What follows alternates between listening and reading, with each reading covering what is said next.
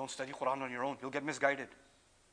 Now, when I travel, especially when I try to take observation of what's happening in the Muslim world, I notice these segmentations. You know, I'll sit with the company of ulama and tulab al-ilm and hifz students and that environment, right? And it's a completely different environment. The way they talk, the way they behave, what the world, it's beautiful, but it's also very insulated. And then you go meet with other Muslims that are in the corporate world or in the business world or in the world of politics. It's a completely different, it's the same, they're 2 streets down from each other, but they live in 2 different universes. And the twain shall never meet. They're on 2 different worlds. And then I start wondering, why am I allowed access to both clubs? Because I don't quite fit in either. Then I realized something.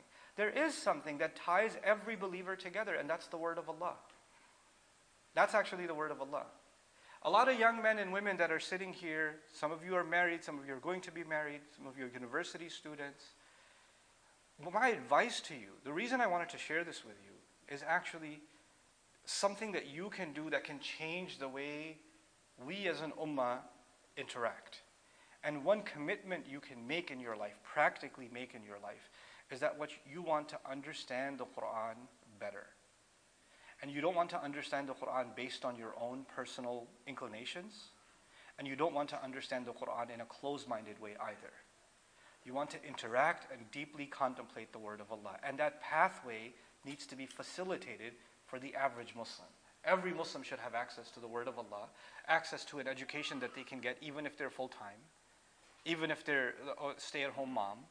You know, this shouldn't just be for those who leave everything behind and then they want to study Islam. That can happen for a small minority of people, but the vast majority of the Ummah also, the word of Allah didn't come for a few. The word of Allah came for everyone, right? So everyone, there needs to be a facilitating of access to the word of Allah. And the challenges before that, in the next 2 minutes, I'll just mention a couple of challenges. It's easy to say we should connect to the Quran better. That's an easy thing to say. What does that even mean? The first time I heard that, when I didn't know anything, I was like, okay, I'm going to understand the Quran. I've heard many khutbahs about you should better understand the Quran. I went and somebody gave me a gift of a translation of the Quran. It was the Yusuf Ali translation, may Allah reward him. And I used to read it on the subway on my way to college. Like, okay, I'm going to read the Quran. I'm going to try to understand it. I could not make heads or tails of this thing. I could not understand anything. First of all, the language was Shakespearean, which was a challenge enough, right? So, you know, when the moment you see it, hast thou not seeneth, you know, I don't know what to do with this. And then after that, when you start with Al-Baqarah, for example, then Allah is talking about one thing, then He's talking about the story of Adam, then He's talking about the Israelites, then He's talking about the people I don't know, and He's mentioning them briefly, and He moves on to something else, and something else, and something else. I'm like, what was this about? This is confusing. Now, if I go to someone and say, the Quran's confusing, astaghfirullah al-azim, what did you just say? You want to stay in the cult or what? Shut up. Just recite the Quran, make dua, okay? Just make dua. And if you start saying, hey, this is not making sense to me, how do you understand this? Then, brother, this is the kalam Allah. You have to have taqwa of Allah. Maybe let me take you to somebody who'll do ruqya on you and you fix your problem, you know. Like, the problem is Allah Himself said, لِيَدَّبَّرُوا ayati. So they contemplate His ayat. Ayatun lis-sa'ilin. Ayat for people who ask questions. Our religion is not like Judaism. It's not like Christianity. It's not like Hinduism. Ours is the only religion that says, think, contemplate, critique, analyze. If this was not from Allah, then bring your evidences. Evidence, exploration, go learn. Ask the people of the book. Ask the people of other religions. Which religion says go talk to people of other religions? Which religion says that? Which book says that? This is an incredible deen. It's a revolution, actually. It's the religion that's like no other religion, even in its structure, because it demands from human beings to be thoughtful, to be thinking, to be analytical, to be critical. And that's what the base of their faith, the strength of their faith comes from that. Ad'u ilallahi ala basiratin. I call to Allah with insight. You know? That's what I'm requesting that you put time into. And you don't need to put endless amounts of hours, 10, 15 minutes a day. That's it. Just deeply contemplate and think. And you have a community where people are educated in their religion, they're educated in deen, they've studied Quran. When you get those questions, bring those questions and say, hey, what is this ayah telling us? What does this ayah mean? And I started that journey, 23, 24 years ago. I can tell you with a complete degree of confidence, I know very, very little of the Quran.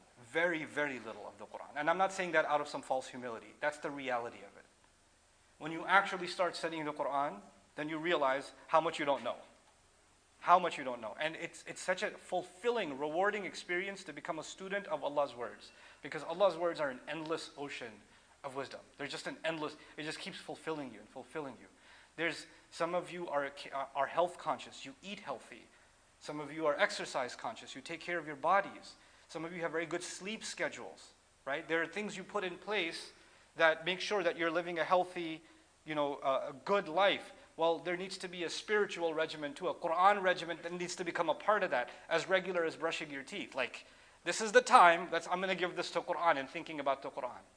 This is the time where weekly I'm going to come back to the masjid and ask these questions to the imam or to the shaykh. Hey, I was studying Quran. Here was this question I had. Here's something I'm contemplating. What can I read about this? What can I do more about this? Start somewhere. You don't have to be a scholar from the beginning, but everybody can be a thinker. Everybody can be sincere in their approach to Allah's word. And Allah does not leave any of His servants who come to His word, seeking His guidance, seeking to contemplate His word. He does not leave them with misguidance. And that's the other terrible thing that's been done in many Muslim countries, especially South Asia. They tell you, hey, don't study Quran on your own. You'll get misguided.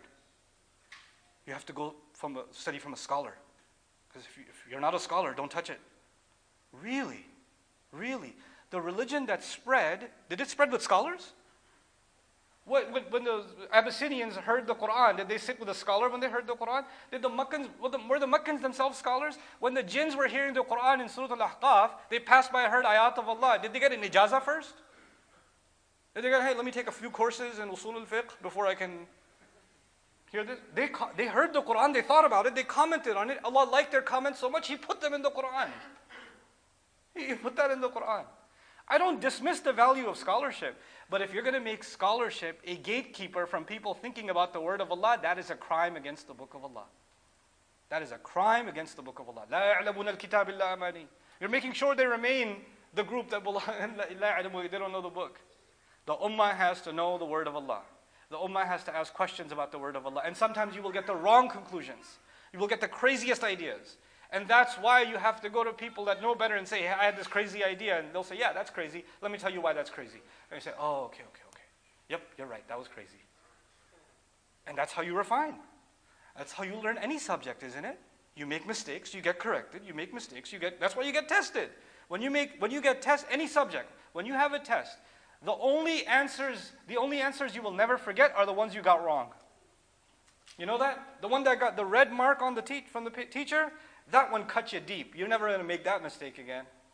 So actually, the process of learning and maybe heading towards the wrong conclusion and then getting it corrected, that's actually the way to refine ourselves. You can't just be perfect. And the assumption that someone who knows more than you has always got the right answer, that's also wrong. Because we're all human beings and this is the word of Allah. The word of Allah is perfect. There are people that I study with, I know I've taken over time, one last minute. The people I work with, they are scholars in Quranic studies. Like some of them have studied Quran, they've got PhDs from the Muslim world and Western academia, others, hadith experts, others. And we study Quran together. And when we study the Quran together, we're like, yeah, we don't know. I was wrong about this ayah. I mean, I read it, but I didn't think this. I thought this is what it meant, but that seems like that's not what it means. We're revisiting our conclusions. Just because you're qualified and you've studied it for 15, 20, 30 years, doesn't mean that you've got it down. This is the word of Allah. Human beings will always have to be humble to it. So I pray that we develop this humble attitude towards the perfect word of Allah. And that we develop a culture of contemplating the Quran, and that culture helps keep our hearts unlocked. And the other thing that will do, it will absolutely convince you that this can only be the word of Allah. وَلَوْ كَانَ مِنْ عِنْدِ غَيْرِ اللَّهِ لَوَجَدُوا فِيهِ اخْتِلَافًا كَثِيرًا. May Allah Azza wa Jal bring the light of the Quran into our hearts and minds, and allow that light to bring blessings into our families and our communities. بارك الله لي ولكم في القرآن الحكيم ونفعني وإياكم بالآيات والذكر الحكيم.